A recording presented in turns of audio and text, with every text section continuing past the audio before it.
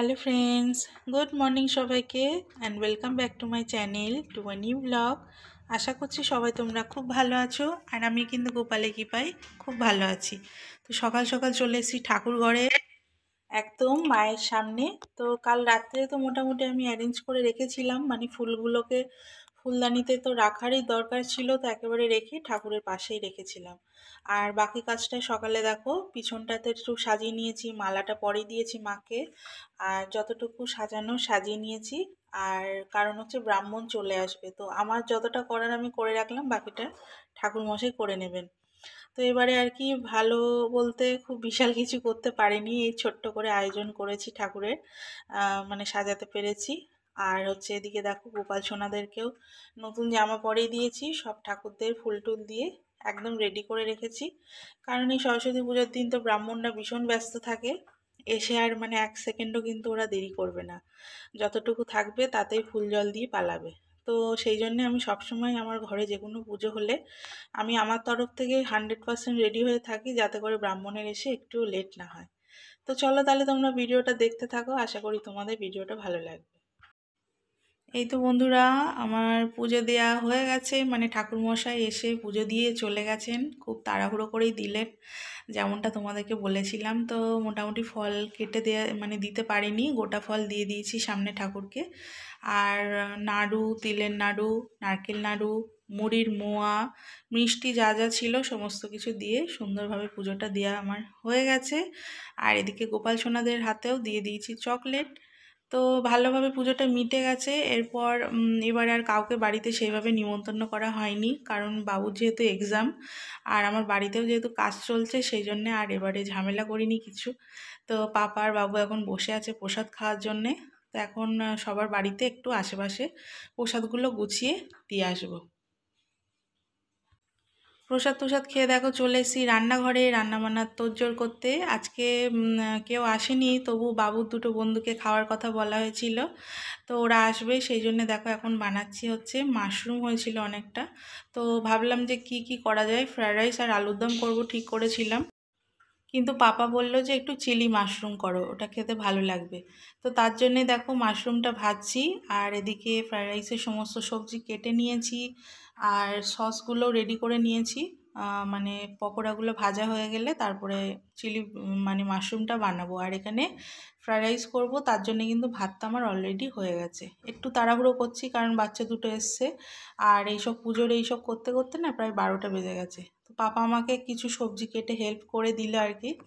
আর এখানে দেখো yummy chilli মাশরুমটা ready হয়ে গেছে, এটা এতটা টেস্টি ছিল তোমরা ভাবতে পারবে না, আমি কোনো একদিন এর রেসিপিটা দিয়ে দেবো। তো সবাইকে দেখো খেতে দিয়ে দিয়েছি, বাবু যে বসে পড়েছে বন্ধুদেরকে নিয়ে, আর ওদের মানে ভীষণ ভালো লেগেছে। ওরা ওরা তো কেউ মানে আলুর দম খেতেই চাইছে না, ওদের চিলি মাশরুমটা এতটা ভালো লেগেছে। যাই হোক ওরা খাচ্ছে, ওদের আর একটু দিয়ে তারপর আমিও খেতে বসে যাব। তো চলো তোমাদের একটু দেখিয়ে দিই। তোমাদের তো আজকে রেসিপি শেয়ার করা হলো না, যেহেতু খুবই ব্যস্ত, বুঝতেই পারছো 12টার সময় পুজো দিয়ে উঠে আবার এত কিছু রান্না করা।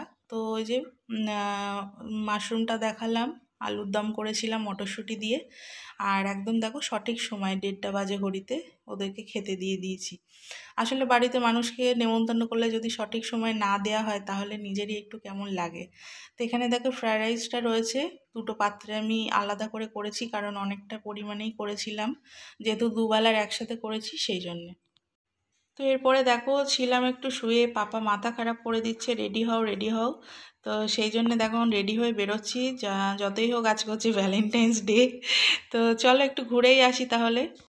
আর হাতে একটু প্রসাদ নিয়ে নিয়েছি, ফেরার সময় বন্ধুদের বাড়িতে আর কি টিফিন বক্সটা ছিল একেবারে দিয়ে চলে আসব।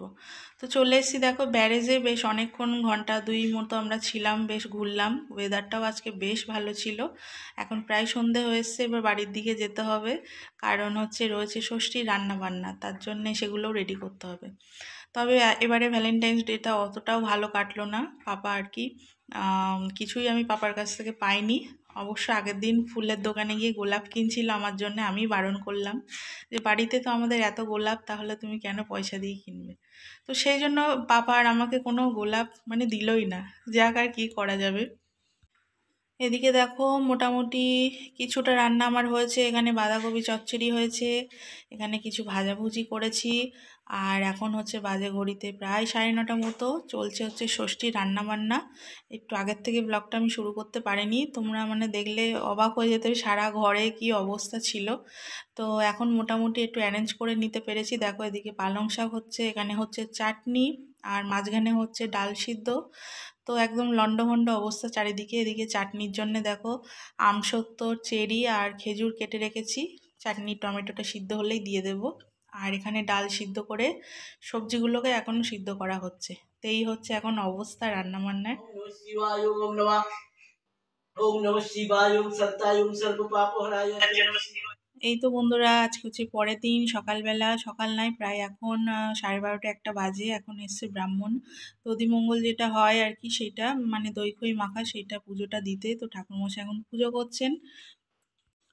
এদিকে যাবে পাপার ডিউটি, সেজন্য পাপাকে রেডি করে ছেড়ে দিয়েছি, আর বাবুকে খেতে দিয়ে দিয়েছি। দেখো ষষ্ঠীর খাবার, বাবুও খাচ্ছে পান্তা ভাত। আর এখানে এই যে দেখো সুন্দর ডাল করেছি, যেটা গোটা ষষ্ঠীর যে ডালটা হয়, সমস্ত সবজি মানে 6 রকম সবজি গোটা গোটা দিয়ে।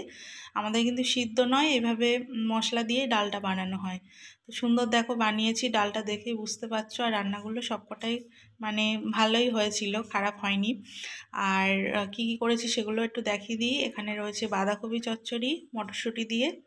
কালকে আর তোমাদের বেশি দেখাতে পারিনি, কারণ খুবই খুবই তাড়াহুড়ো করে রান্না করেছি। রান্না করতে করতে 11টা বেজে গেছিলো। আর পাপা তো বাইরে উনুনে ভাতটা বানিয়েছিল, তাতে করে আমার একটু হেল্প হয়েছে। আর এখানে দেখো রয়েছে পালং শাক চচ্চড়ি সমস্ত সবজি দিয়ে। এখানে রয়েছে বেগুন ভাজা, আলু ভাজা, আর করেছে হচ্ছে চাটনি। তো আজকে হচ্ছে যেহেতু ভাগ্নেরা কালকে আসতে পারেনি, ওরা আজকে ষষ্ঠীর খাবারটা খেতে আসবে দুপুরে। তো ওরা আসলে তারপর একসাথে খাওয়া দাওয়া করবো। আর এখানে রয়েছে দই, আর এখানে রয়েছে মিষ্টি। মিষ্টি বলতে বোঁদে আর কি মিষ্টি রয়েছে। তো এই মোটামুটি আয়োজন আমার ষষ্ঠীর। তো আজকে তো কোনো রান্নাবান্নার ঝামেলা নেই, ওরা আসলেই ওদেরকে খেতে দেব। আর হচ্ছে আমিও খাবো। আর এখানে এই যে দেখো ভাতটা, যে বললাম উনুনে করা হয়েছিল, তো ভাতটা এখানে রয়েছে। তো চলো আজকে ব্লগটা তাহলে এতটুকুই থাকছে। আশা করছি তোমাদের ভালো লেগেছে। দেখা হবে নেক্সট ব্লগে। টাটা।